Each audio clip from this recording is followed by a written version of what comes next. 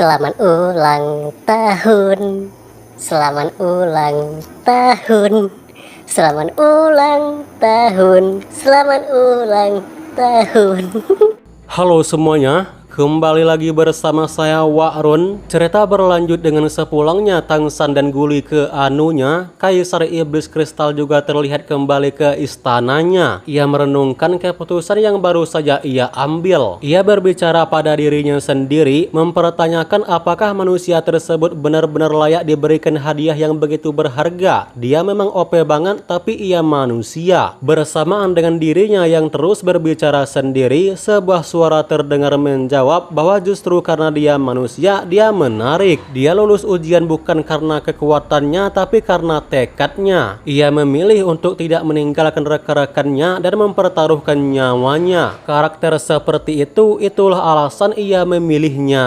Suara itu melanjutkan, bukankah sang kaisar juga menganggap kekuatannya menarik? Ia menyimpan banyak bloodline dalam tubuhnya. Itu bukan hanya simulasi biasa, dia bisa menggunakan lebih dari 3 jenis kekuatan. Ini mungkin akan menjadi metode kultivasi baru di masa depan. Kaisar Iblis Kristal mengangguk, mengakui bahwa pilihan suara itu memang tak pernah meleset. Suara itu tertawa sebelum mengungkapkan, biarkan rubah tua itu bermain dengan takdir sesuka hatinya. Dia tak akan menyangka langkah dirinya. Di sisi lain, semua tim Tangsan sudah beristirahat. Meski tubuhnya tidak merasa lelah, pikiran Tangsan dipenuhi beban berat. Pertemuannya dengan Kaisar Iblis Kristal meninggalkan dampak mendalam. Ia sadar kekuatan sang kaisar jauh melampaui jangkauannya. Sebagai seseorang yang pernah menjadi raja dewa, Tangsan tahu betapa menyakitkannya ketika hidupnya berada di tangan orang lain. Dia sadar jika harus menghadapi Kaisar Iblis Kristal dengan kekuatannya yang sekarang, dia tidak akan memiliki peluang sedikit pun untuk menang, apalagi melarikan diri.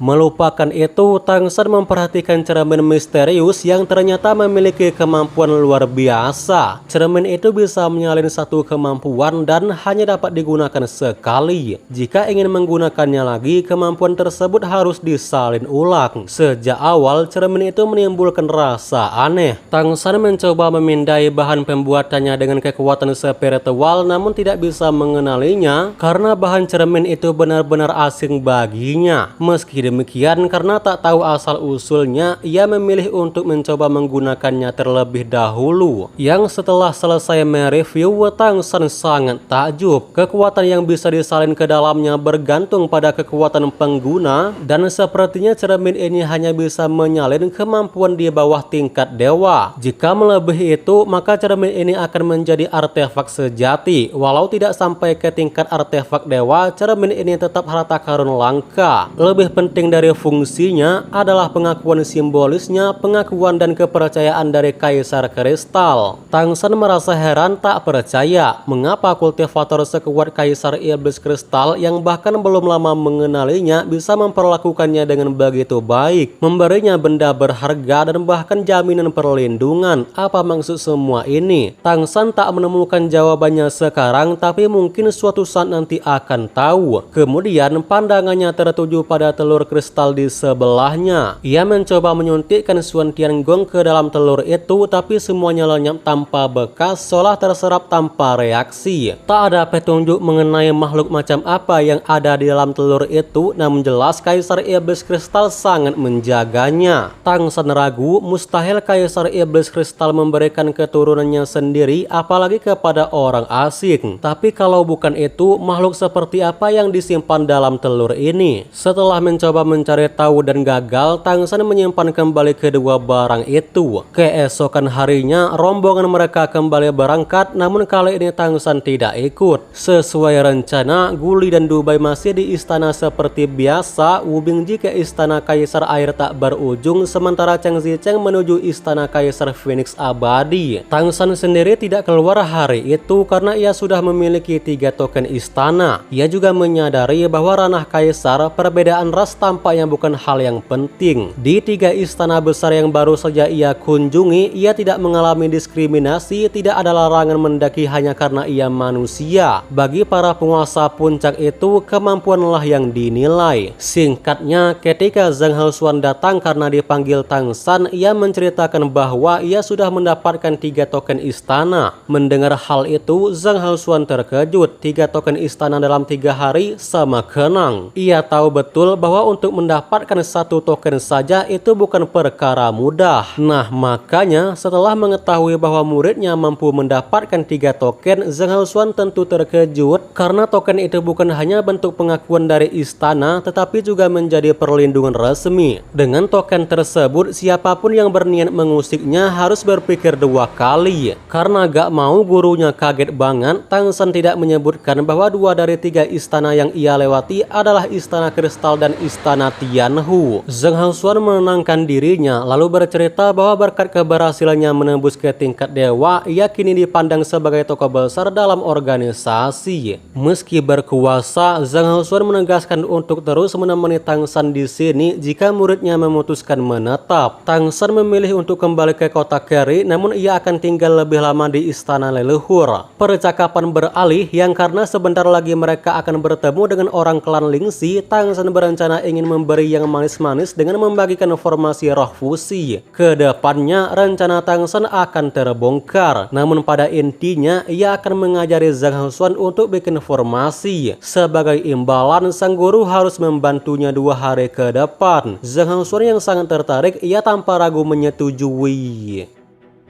Sementara itu, 4 anggota tim Shrek lainnya menjalani pendakian. Meski belum mampu mencapai puncak, masing-masing meraih kemajuan. Cheng Zicheng yang nyaris terbakar hidup-hidup di gunung keabadian, namun proses itu memurnikan garis keturunannya. Wu Bingji yang berkultivasi di istana kaisar air tak berujung, ia memperdalam pengendalian es dan air serta menemukan variasi baru dalam tekniknya. Pada hari ke-6, San para rekan masih mendaki. Tang San OTW ke toko karavan Lingxi untuk melanjutkan rencananya. Sesampainya di toko tersebut, ternyata ia membawa seorang pria tua berambut dan berjanggut putih. Meski tampak biasa, pria tua itu memancarkan wibawa yang angkuh. Ya, dia sebenarnya Zhang Haosuan yang disuruh Tang San menyamar sebagai ahli formasi dengan sikap sombong. Begitu memasuki pintu, Tang San menemukan Kapten Karavan yang pernah mengantarnya kemarin. Kapten Karavan memandang Tang San sekilas, lalu matanya langsung tertuju pada pria tua di belakangnya.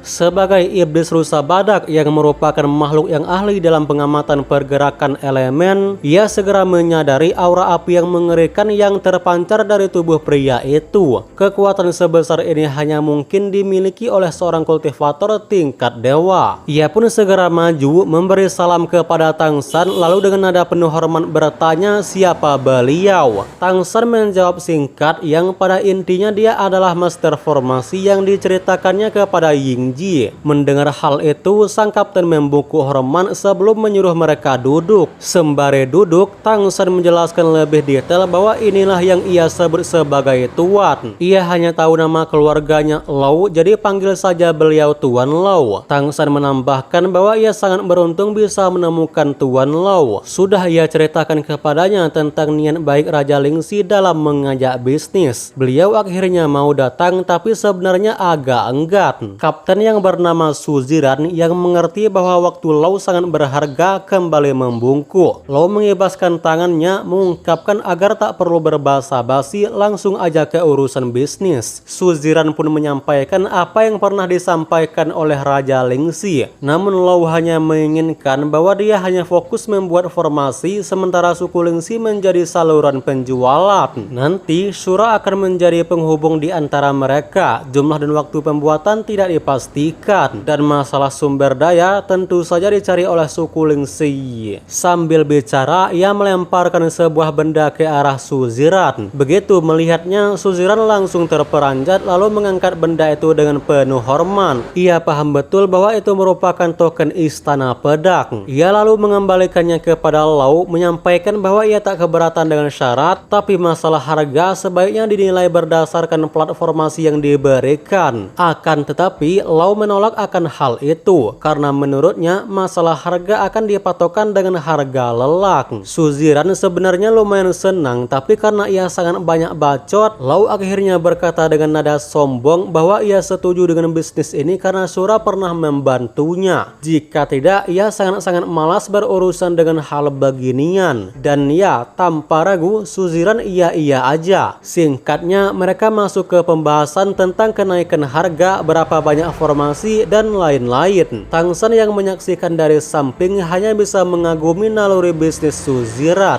Demi menghilangkan keraguan, Lau tanpa ragu bikin formasi di depan Suziran langsung. Lau mulai mengeluarkan bahan langka yang membuat Suziran terkejut akan nilainya. Dengan tenang, Lau menyalakan api tingkat dewa, melelehkan dan membentuk bahan-bahan tersebut menjadi sebuah disformasi. Gerakannya berubah-ubah dari cepat menjadi presisi hingga akhirnya dis tertutup pola sempurna dengan aura misterius yang kental. Setelah sekitar seperempat jam, Lau memeriksa hasilnya lalu menyerahkannya kepada Tang San. Namun Lau hanya tersenyum tipis sambil mengungkapkan bahwa sebenarnya pembuatannya tak semudah yang dipikirkan. Selesai bikin formasi, Lau menyampaikan bahwa ia sedang meneliti formasi baru yang memungkinkan penggunanya bisa mengeluarkan kemampuan yang sangat kuat. Namun ia membutuhkan darah Tianhu dan darah Kaisar Kristal, meminta agar klan Lingxi mencarinya. Suziran yang mendengarnya tentu terheran, bagaimana mungkin ia menemukan darah Kaisar Kristal. Lau pun mengungkapkan bahwa ia tahu kalau Suziran akan heran. Akan ia tunjukkan, tapi gak ia buatkan di sini karena tingkat keberhasilannya rendah. Ia sudah menyiapkan satu formasi biar Shura yang menunjukkannya. Tang San menjelaskan bahwa ini merupakan formasi khusus buatan Tuan Lau. Tang San dengan sigap memainkan kedua tangannya di atas piringan formasi. Pola-pola cahaya aneh segera muncul disertai fluktuasi energi kompleks yang bahkan Suziran tak mampu memahami. Tiba-tiba Tang San membalikkan piringan dan menempelkannya di dadanya. Cahaya perak menyala dan dari matanya terpancar kilau biru perak. Dengan kedua tangan terbuka, tanaman merambat menjalar dari tangannya melingkari Suziran hingga membentuk sangkar besar penuh duri tajam, memancarkan aura bloodline yang kuat. Dalam sekejap, tanaman itu menyatu menjadi tombak panjang yang memancarkan kekuatan mematikan. Suziran tertegun, baginya ini bukan sekedar penemuan hebat, melainkan sebuah keajaiban. Formasi seperti ini seolah memberi pemiliknya bloodline kedua. Ia tak berani membayangkan jika formasi itu mencapai tingkat lebih tinggi. Dengan suara bergetar, ia bertanya tentang setara dengan tingkat apa kemampuan bloodline formasi ini. Lau menjawab tenang bahwa tergantung bahan dan darah yang digunakan. Secara teori, ranah kaisar pun mungkin dibuat, tapi ia tidak punya darah itu. Nah, makanya ia meminta suku Lingxi untuk mencarinya. Cerdik banget kan? Suziran menahan napas. Ia tahu penemuan ini dapat membawa perubahan besar bagi kaumnya yang lemah dalam bertarung. Karena tak ada lagi yang perlu dibicarakan, Lau izin pamit. Jika ada hal yang mendadak, silahkan cari Shura sebagai penghubungnya. Singkatnya, di gerbong Zhang Haosuan melepas topengnya dan tersenyum tipis. Faktanya, disformasi bloodline yang diperlihatkan hanyalah tiruan. Bukan karena Tang San gak mampu membuat yang asli, melainkan karena prosesnya rumit dan membutuhkan banyak bahan. Kalau ditanya kenapa ia menipu, pertama karena ia rubah tua yang asli. Kedua, tujuan utamanya adalah motivasi tokoh Lingxi agar giat mencari berbagai bloodline langka, terutama yang sangat dibutuhkan Tang San. Setelah tugas selesai, Zhang Haosuan langsung menghilang bagaikan dozun. Tang San tak langsung kembali, melainkan meninjau ulang percakapannya dengan Suziran untuk memastikan semua detail tersampaikan.